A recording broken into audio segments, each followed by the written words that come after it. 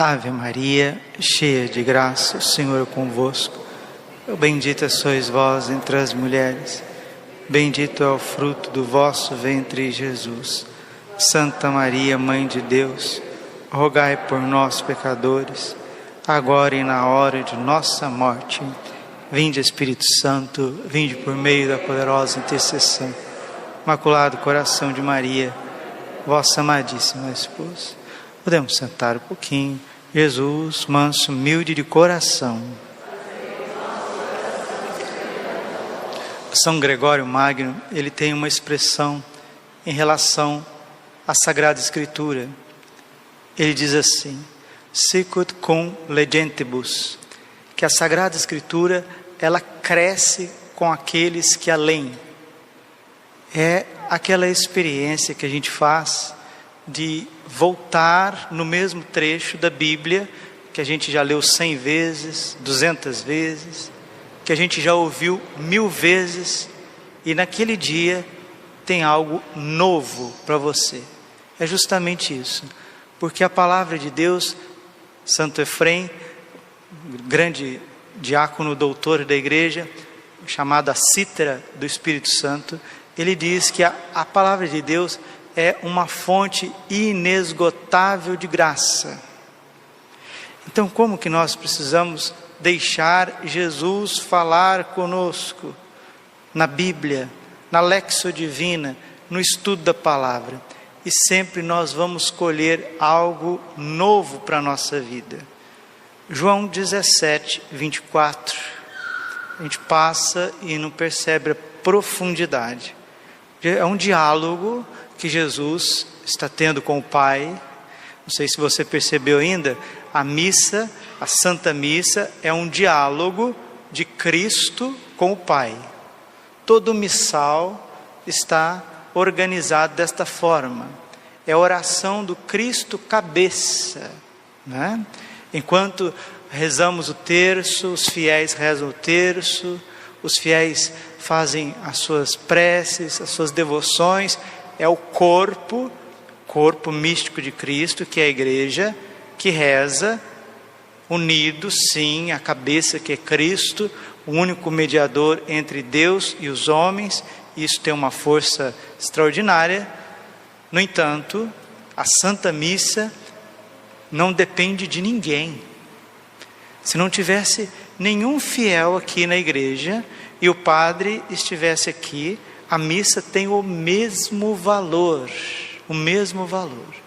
A missa com o padre celebrando só, sem o povo, e uma missa com 100.000 pessoas, uma missa com 3,5 milhões de pessoas, foi a missa mais populosa que eu já participei, foi na Jornada Mundial do Rio de Janeiro, 3,5 milhões de jovens. Então teve 3,5 milhões de jovens, então aquela missa foi a missa mais extraordinária da face da terra. Não. Um monge, um padre cartucho, lá na sua solidão, ele está oferecendo ao Pai o mesmo sacrifício de Jesus, o único e eterno sacrifício do Calvário, que se renova diante dos nossos altares pelo mistério da igreja. Então, a missa católica, a liturgia católica, é o Filho rezando ao Pai por todos nós. Por isso que o sacerdote, ele não é um personagem, né?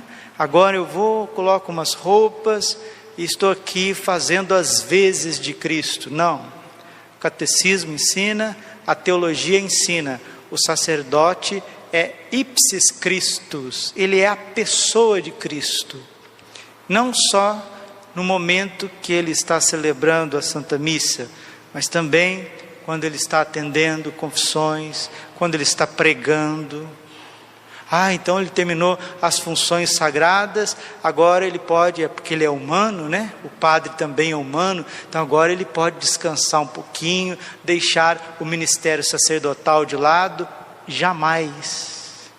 No ano sacerdotal, o Papa Bento XVI recordou aos sacerdotes do mundo inteiro que o padre, ele é padre full time. É uma expressão em inglês, né? O tempo inteiro. Padre é padre o tempo inteiro, dormindo, fazendo caminhada, tomando café, trabalhando, vendo um filme, conversando, estando com os jovens, estando com as crianças, estando com as famílias, conversando com a sua mãe, conversando com o seu pai, conversando com as suas irmãs. Padre é ipsis Christus, um outro Cristo, a pessoa de Cristo. E por isso que nós temos a Santa Missa, por isso que nós podemos ouvir: isto é o meu corpo, este é o cálice do meu sangue. É Jesus quem está dizendo: isto é o meu corpo, tomai todos e comei, tomai todos e bebei. E essas coisas, que são os santos e tremendos mistérios que deveria fazer a gente ser homens e mulheres diferentes. Por que um São Felipe Neri, quando ia celebrar a Santa Missa, levitava 2 metros do chão? Por que o Padre Pio não conseguia pronunciar as palavras da consagração? Queimava como fogo nos seus lábios? Por que São João Maria Vianney tinha que parar muitas vezes a oração eucarística? Porque estava em soluços. É o mesmo amor de Deus, o mesmo. O amor de Deus é o mesmo para todos. Só que muitas vezes nós, coitadinho de nós, parece que nós estamos num invólucro. Falava sobre isso hoje de manhã. Nós estamos muito desconectados com a finalidade da nossa vida.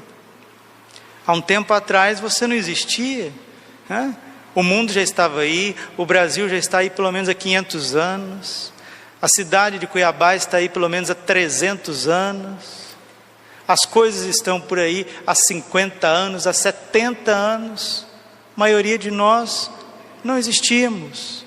Deus nos chamou do nada, nos elegeu, nos sustenta agora numa bondade infinita, numa providência maravilhosa e nos destina. Isso eu falei de manhã, mas volto a falar de novo porque é muito bonito, é muito profundo, porque vai ajustando o foco da nossa alma. São Francisco de Sales que toma isso no início da Filoteia, para colocar a meditação sobre a criação e a finalidade da nossa vida. E ele diz assim: olha todas as coisas, olha tudo que o teu olho pode enxergar, tudo aquilo que você pode enxergar, só o ser humano ele é destinado à eternidade. Só o ser humano é destinado a se unir a Deus, ver Deus face a face. E qual que é a desgraça? Nossa, que palavra feia, Padre. Sim, a desgraça é que nós temos uma vocação para um amor infinito, para uma felicidade infinita, e nós, porque não estamos ajustados com o nosso início, não estamos crendo na nossa finalidade, nos perdemos no meio de um monte de ninharias, num monte de, às vezes até, olha, como diz o ditado, a palavra é do povo, num monte de porcarias, porcarias. Aqui em Cuiabá o povo fala porcaria com a boca cheia, porcarias. Nossa, um monte de sujeiras, de ninharias, de bestialidades. Mas eu não sou desses que fica aí agarrado a essas coisas, mas não, Padre. Olha, graças a Deus, em nome do nosso Senhor Jesus Cristo, Rei do Universo, eu estou na graça, eu estou na luz. Então tá bom, você saiu do mundão, você saiu lá de uma vida longe da igreja, agora você está na igreja, está tudo resolvido? É assim que nós vamos morrer, do jeito que nós estamos aqui agora? Não, Deus tem muito mais para nós. João 17, 24. Pai, aqueles que me deste, quero que estejam comigo onde eu estiver, para que eles contemplem a minha glória, glória que tu me deste, porque me amaste antes da fundação do universo. O amor, ele é eterno, entendeu? O amor é eterno.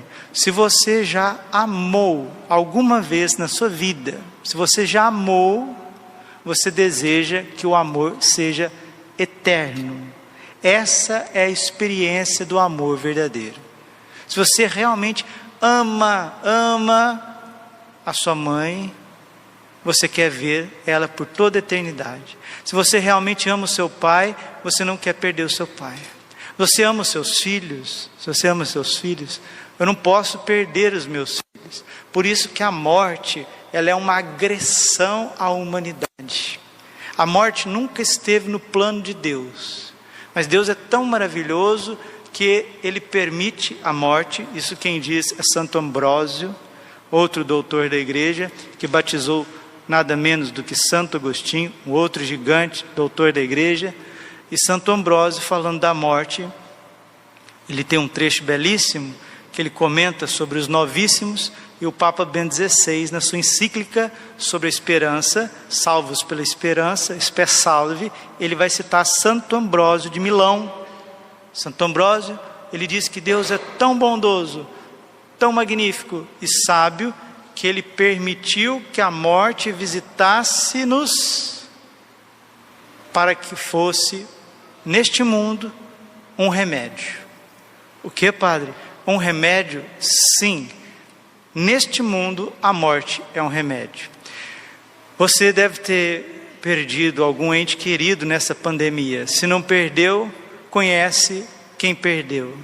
Saiba que essas pessoas que foram colhidas pela pandemia, se estavam em Cristo, se eram batizados, se eram crismados, se confessavam, se comungavam, se meditavam sobre as coisas de Deus, receberam um grande presente, porque a morte é um remédio, nos ensina o Papa Bento XVI, citando um grande santo da igreja, Santo Ambrósio.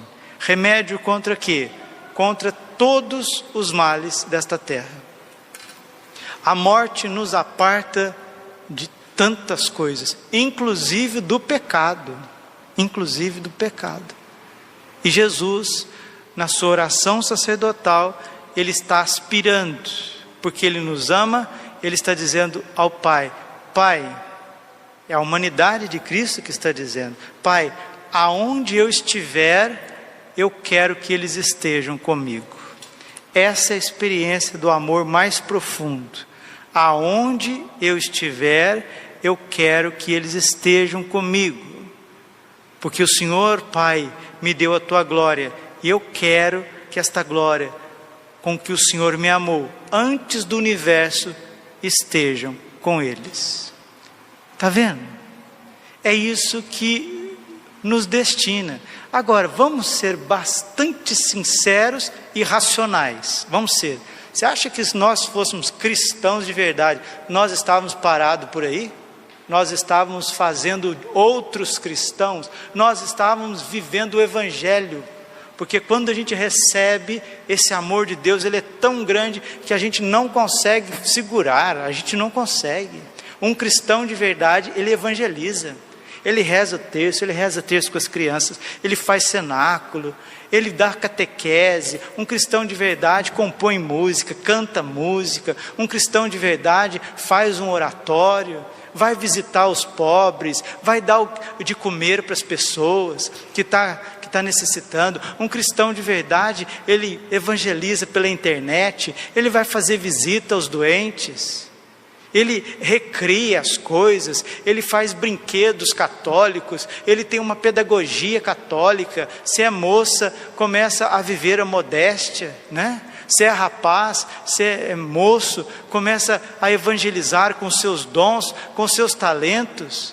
Gente, se realmente nós vivemos o Evangelho, nós saímos de nós mesmos. O Espírito Santo, ele é dínamos, ele é movimento. Não tem como você rezar bem, não tem como você meditar bem, não tem como você fazer boa ação de graça depois da comunhão e continuar na tua casa em berço esplêndido. Não tem como, é impossível, isso é impossível. E olha, não depende de idade, viu? Vocês estão lembrados daqueles dois personagens bíblicos, e eu vou terminando por aqui. São Simeão e Santa Ana, né? Estavam no templo, eram anciãos, tinham mais de 80 anos cada um. E Ana, diz a palavra de Deus, o Evangelho, ela não saía do templo com jejuns, com orações, com súplicas. Simeão, um grande profeta de Israel, e quando o menino Jesus chega no templo com Nossa Senhora, eles vibram cheios do Espírito Santo. Então, meus irmãos, não tem desculpa. Porque eu estou doente, diz o profeta Joel, né? E o Monsenhor Jonas, agora nesse áudiozinho que ele gravou do hospital, vamos celebrar esta Eucaristia também, pela recuperação da saúde do Padre Jonas Abib, né? Pai de todo um povo brasileiro, pai na fé, trouxe uma multidão de católicos que estavam distantes dos sacramentos, distantes das coisas de Deus. Eu sou um deles, eu sou fruto do ardor apostólico no Monsenhor Jonas Abib, do desejo de evangelizar, de se lançar. E o Padre Jonas agora, lá, tratando do câncer, está com câncer, acho que na medula, se não me engano, e ele com a vozinha fraquinha, ele disse justamente isso: mesmo enfermo, eu sou guerreiro. É assim, esse homem, ele é um homem que transborda o Espírito Santo. E qual que é a lógica do Evangelho? Eu encontro esse amor eterno e eu não tenho sossego enquanto eu não transmito esse amor eterno.